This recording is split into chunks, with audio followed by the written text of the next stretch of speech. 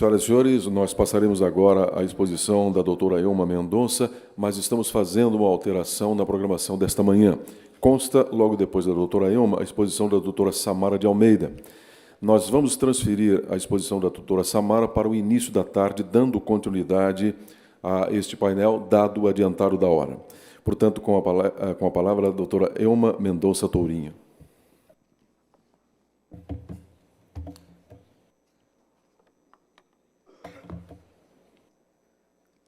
Bom dia a todos, queridos fonagianos, meus amigos, colegas, é sempre bom estar com os senhores no Fonage. Bom dia, aliás, boa tarde aos estudantes, advogados, servidores que nos acolheram desde a nossa chegada. Eu estive aqui há um mês participando do encontro de gestores de precatórios, e é sempre uma honra e é um carinho imenso com que nos recebem os servidores e o Tribunal de Justiça de Santa Catarina. Eu queria cumprimentar duas pessoas em especial, desembargadora Janice, é diretora do Fonage, é coordenadora geral, e a juíza Renata Gil, vice-diretora institucional da EMB, presidente da Maerge. Essas duas mulheres abriram caminho para nós, chegaram antes, e por causa delas e de mulheres como elas, nós temos uma oportunidade diferenciada na atual conjuntura para as mulheres da magistratura. O caminho de entrada é o mesmo e, durante a vida, a oportunidade é diferente. Portanto, meu profundo agradecimento a mulheres como vocês. Ontem, ao descer para o térreo, eu vi a galeria dos ex-presidentes, e eu não vi nenhuma das senhoras lá, mas a gente chega lá. As oportunidades estão sendo criadas. Eu vou falar sobre sinapses, obrigada, que é do TJ de Rondônia e não de Roraima, como o Marcelo falou.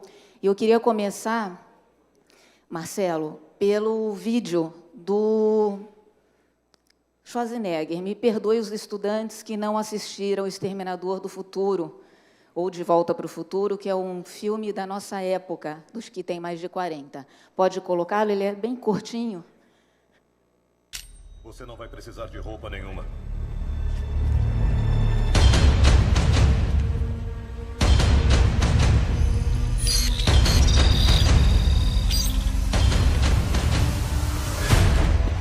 Eu estava esperando por você.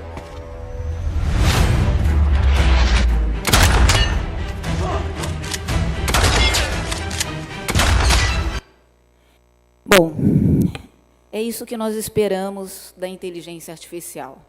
Esperamos que robôs substituam os homens, mas não é isso que nós temos na prática. A inteligência artificial, sobretudo aquela utilizada no judiciário, é bem diferente dessa realidade. Nós vamos voltar, portanto, a esse conceito de inteligência artificial, passando primeiro pelo criador do que nós chegamos ao conceito hoje de inteligência artificial, que é esse camarada aí, Alan Turing. Foi um matemático britânico que, na década de 50, começou a estudar a respeito da ciência computacional e da inteligência artificial, e, com isso, permitiu que nós chegássemos no conceito que nós temos hoje e pudéssemos aplicá-la igualmente ao judiciário. Portanto, inteligência artificial é um ramo da ciência da computação que se propõe a elaborar dispositivos. Esses dispositivos, portanto, vão simular essa capacidade humana de raciocinar, de perceber, de tomar decisões, a capacidade de ser inteligente. Mas nós não falamos nisso num conceito apenas simplista dessa forma. Nós falamos também em alto desempenho, e nós falamos principalmente que é o que nos interessa, especialmente aos juízes de juizado, porque os juizados especiais da Justiça Estadual têm mais de 50% das distribuições de ações no país, e a Justiça Estadual tem cerca de 70% a 80% dos processos que tramitam no país. Portanto, nós, aqui presentes, carregamos a justiça do país nas costas. Nós, portanto, quando nós falamos em inteligência artificial, nós estamos falando de uma velocidade superior à humana, e é isso que vai nos ajudar nesse nosso trabalho de massa. Eu preciso ir para frente. Bom, nós tínhamos CPUs que faziam um processamento lento, e essa empresa chamada NVIDIA criou a GPU. A GPU, portanto, ela passa a ser, a definição é uma unidade de processamento gráfico. Ela passa a ter um grande poder de processamento pelos computadores. Mais ou menos, colocando numa linguagem bem simples, é como se nós tivéssemos 20 computadores dentro de um. E é isso que permite ter multitarefas simultaneamente. Foi essa empresa que criou essa tecnologia. Na prática, eu preciso do segundo vídeo. Ele é um vídeo longo que eu vou colocar 30 segundos, Janice, do início e do final, só para a gente ter noção dessa diferença de processamento entre ambos. Marcelo, aquele vídeo da carinha feliz. Esses camaradas faziam seriado na TV fechada, alguns dos senhores devem ter assistido, e eles falam, explicam a respeito da diferença entre ambas, da CPU e da GPU. Na CPU, nós temos uma forma sequencial, processo a processo, enquanto que, por meio da GPU, eu tenho um processamento paralelo, realizando tarefas, várias tarefas ao mesmo instante. Eles demonstram, trazem a maquininha, e ela faz de forma lenta, a CPU, portanto, a criação da carinha feliz. Aumenta um pouquinho, por favor, Cleiton ou Marcelo, que está bem. One after the other. This paintball gun is an XY servo-driven bot that will readdress itself for each pixel that it has to lay on this canvas right here.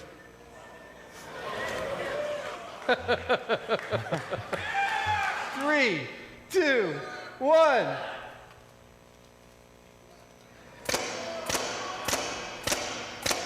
Let me speed it up.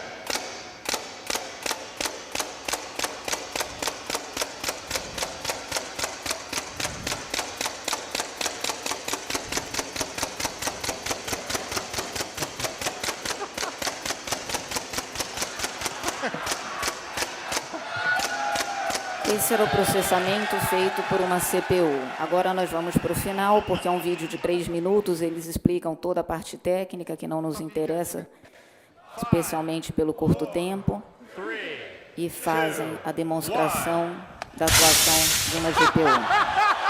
É isso que nós temos hoje, enquanto tecnologia aplicada à inteligência artificial, e essa tecnologia que nos permite realizar essas multitarefas. Em seguida, eu vou falar do Machine Learning, que foi abordado aqui pelo Marcelo Mesquita e também pelo Johnny Clemens. Machine Learning é essa capacidade de melhorar o desempenho. Mas como é que eu melhoro esse desempenho? Realizando experiências.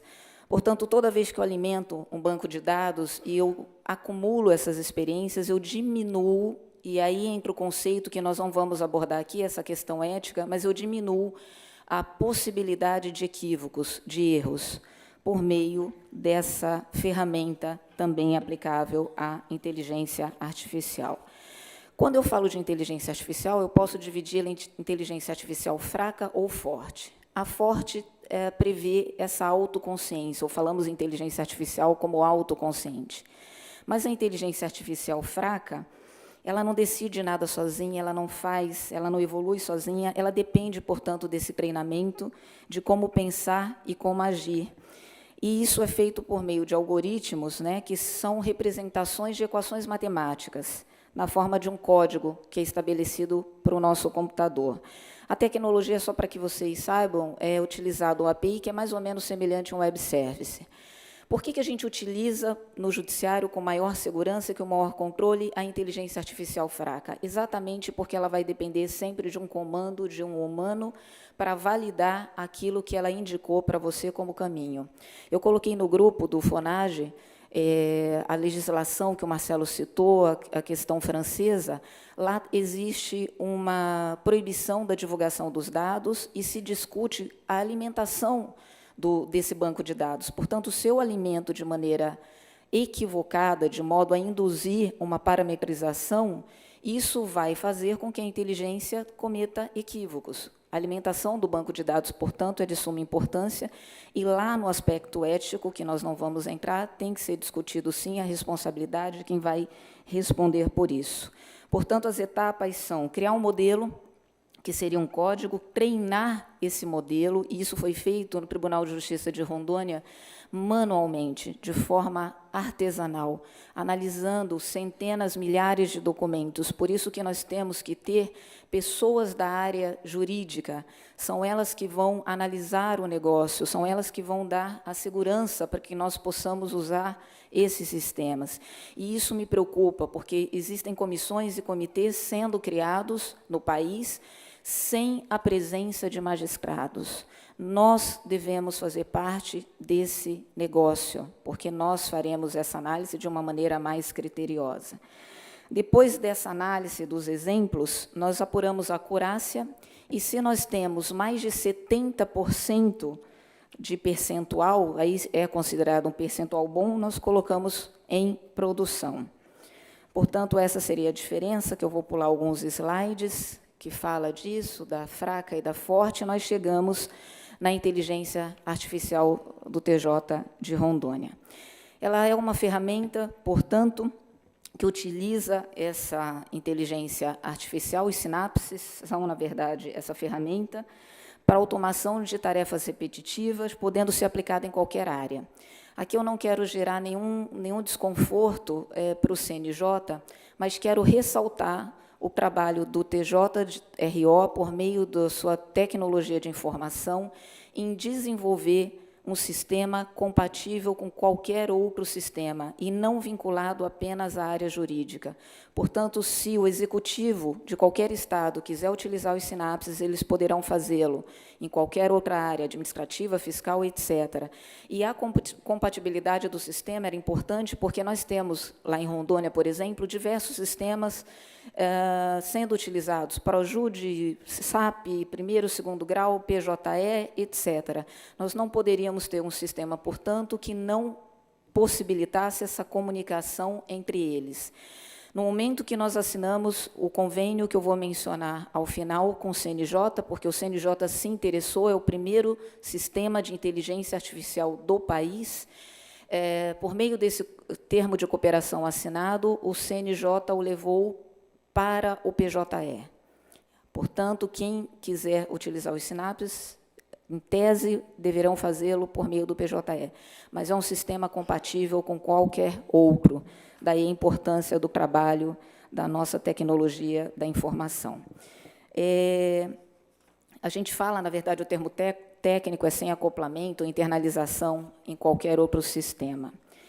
Eles pegam, portanto, um dado não estruturado, o que é isso? Um arquivo PDF, uma imagem, um HTML, e tornam isso um dado estruturado, por meio dessa técnica que os senhores estão vendo na tela, que é a OCR, ou reconhecimento óptico de caracteres. Igual aquelas canetas que nós utilizamos, que, ao passar no documento, ela faz a leitura. Essa técnica é utilizada. Então, ele permite a extração de dados e armazenamento para utilização posterior. Nós também desenvolvemos, em Rondônia, e também é disponível com essa compatibilidade com todos os sistemas, o módulo gabinete. Por quê? Porque vários juízes reclamavam de editores de texto sob o argumento de que eles não eram completos. Um usava Word, outro usava outro sistema qualquer, e esse módulo gabinete permitiu, portanto, ter um editor de texto mais completo, com gerenciamento de demandas, com modelos de documentos, portanto, eu extraio do meu banco de dados particular, da vara, do tribunal, qualquer documento que eu queira, eu posso marcar e personalizar esses dados, ou seja, se eu tenho, no meu exemplo, 2 assessores, eu posso dizer que processos ímpares vão para determinado assessor, processos pares para o outro, ou colocar os tags, dizer perda de bagagem, por exemplo, o assessor X faz um trabalho melhor, então ele permite, esse módulo gabinete, essa compatibilização com os demais sistemas e com essas regras específicas. Lá nós desenvolvemos, e isso aqui é mais importante para os senhores, 3 ferramentas. Uma é a predição de tipo de movimento processual, que, como eu já expliquei, é diferente da questão francesa, porque lá eles proíbem que sejam divulgados os critérios que foram utilizados nas decisões judiciais. Eles não proíbem a predição em si. Isso é próprio da inteligência artificial. Portanto, quando o senhor estiver alimentando o documento, pode soltar, por favor, Marcelo. O sistema já vai dizer para você o código. Nós temos aquela tabela, né, do CNJ que tem milhares de códigos, e aqui, ao completar o texto, ele vai me dar 3 possíveis códigos. O primeiro, com uma acurácia maior, o segundo e o terceiro, nesse percentual sendo diminuído. Por que isso é importante? Porque abrevia tempo nosso ao classificar os documentos. Esse é o primeiro, portanto, o classificador.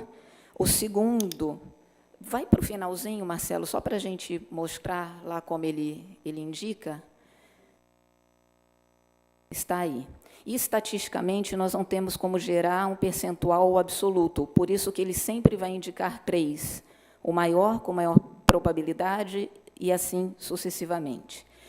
O vídeo seguinte fala do autocomplete. Vocês estão acostumados a isso, quem tem smartphone pode utilizar, pode passar para o próximo vídeo. Você começa a digitar e ele completa o seu texto. Isso também foi desenvolvido nos Sinapses.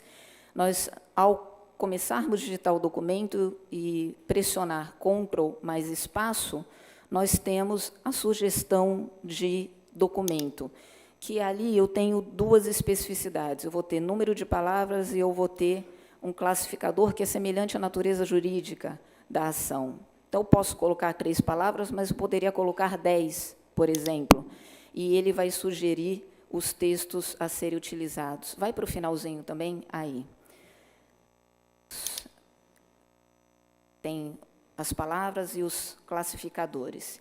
E o último, que se trata de pesquisa em documentos, próximo vídeo, Marcelo, por favor, nós usamos como modelo a identificação de seções em acórdão, mas isso serviu apenas para mostrar aos senhores que, dentro de um acórdão, por meio dos sinapses, eu consigo especificar o texto. Então, eu consigo, por exemplo, separar, dentro de um acórdão, o que é ementa, o que é relatório e o que é o voto propriamente dito. É um exemplo, portanto, mas a funcionalidade se trata de pesquisa em documentos, que é importante para nós sob vários aspectos. Por exemplo, nós criamos recentemente um comitê para gerenciar demandas fraudulentas. Se eu quiser pesquisar pelo nome de uma parte, por exemplo, eu posso fazê-lo por meio dessa ferramenta. Valor da causa, nome da parte, nome do juiz, nome do advogado,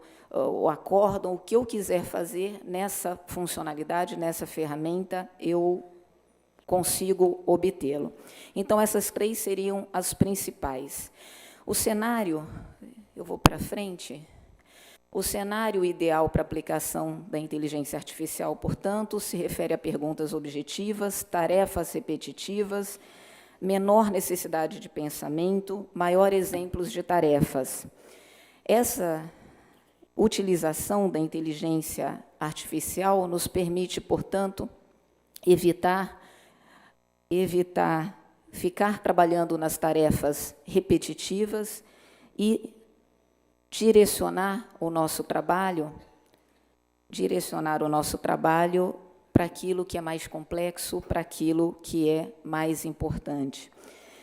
Ali fala em atividades mais especializadas, acho que eu estou no slide mais especializadas, e isso já era uma fala do atual presidente, desembargador Walter Waltenberg, que entende muito de tecnologia e que, em 2008, era vice-presidente do nosso tribunal, e já dizia, naquela época, porque a nossa vice-presidência é responsável pela tecnologia, que o juiz deveria utilizar inteligência artificial e destinar a sua capacidade intelectiva a funções e a tomada de decisões mais complexas. O tempo passou, de 2008 para 2018. Ao tomar posse na presidência, ele autorizou a TI em desenvolver esse sistema e sinapses para utilização dos magistrados e servidores no TJRO. A inteligência artificial nos juizados especiais, portanto, pressupõe ou tem como parâmetro o grande volume de processos e os casos repetitivos. Nós fizemos triagem nessas categorias. Claro que aqui, por exemplo, o DPVAT a gente não vai processar em juizados, mas foram essas demandas que foram utilizadas no nosso banco de dados, servindo para a área civil e servindo para os juizados.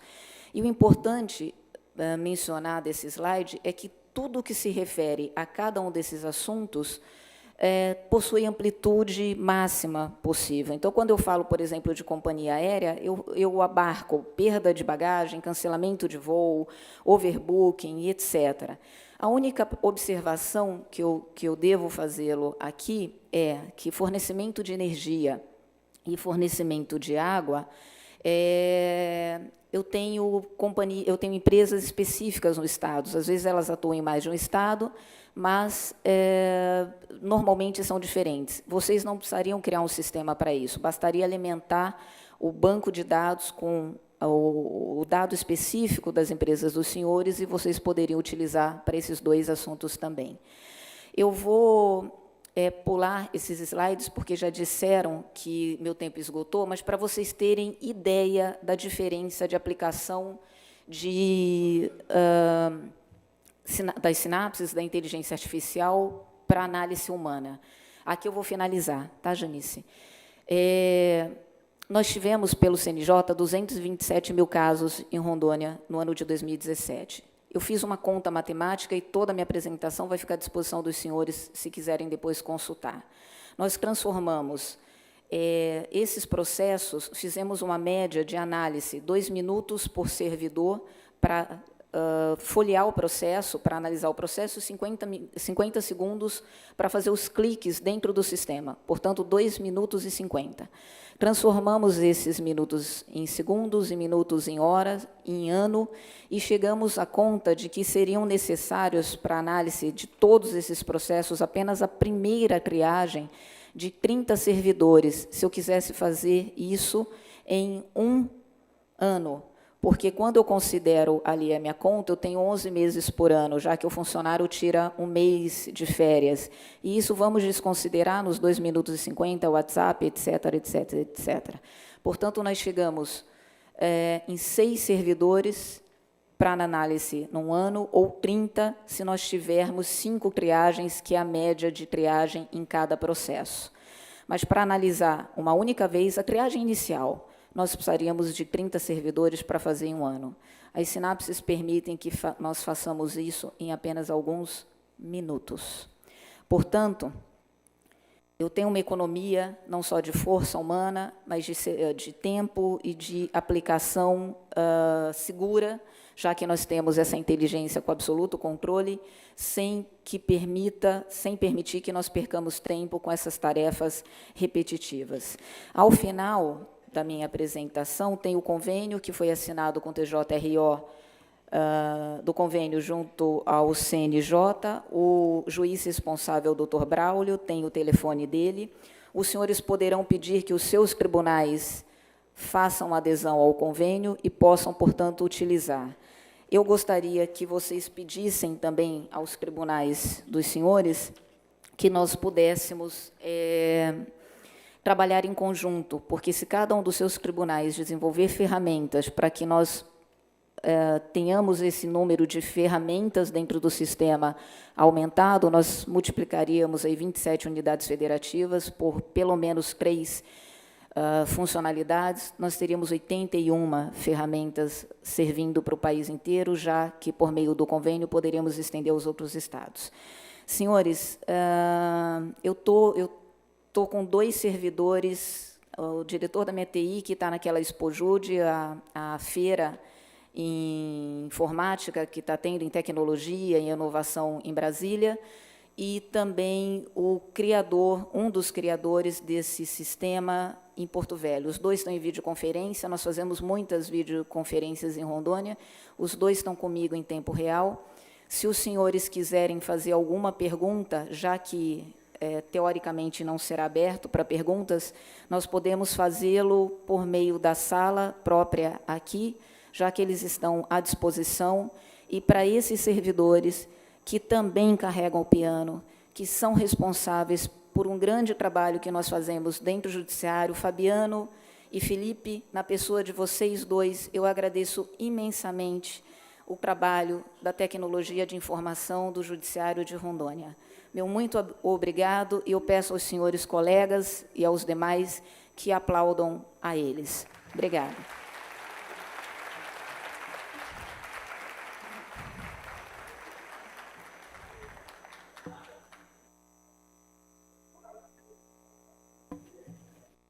Cleito, acredito que você pode tirá-los da tela, porque se alguém quiser fazer pergunta, nós vamos nos destinar à sua sala, tá bem? Obrigada, obrigada, Marcelo. Nosso agradecimento à doutora Elma. E como eu lhes disse, nós passaremos a exposição da doutora Samara para a 1h30. Nós seguiremos agora para o almoço, retornaremos a 1h30. Lembrando aos senhores que nós temos transfers do tribunal para o Hotel Majestic agora, para o almoço. E também lhes falo sobre os certificados que, a partir da próxima sexta-feira, os senhores estarão recebendo nos seus e-mails as informações de como será procedido o envio dos certificados. Bom almoço e até a 1h30 da tarde, 13h30.